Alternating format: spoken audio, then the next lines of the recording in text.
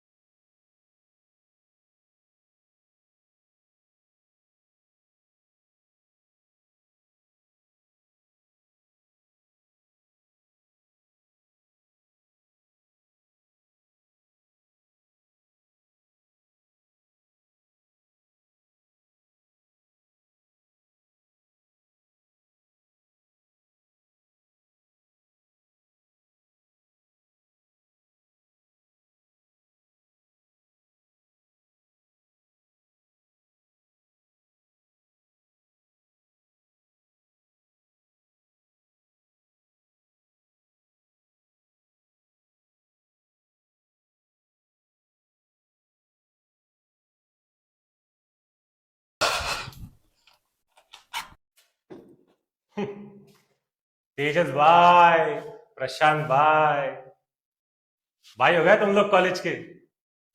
क्या अभी सब जगह पे तुम लोगों की चर्चा चालू है.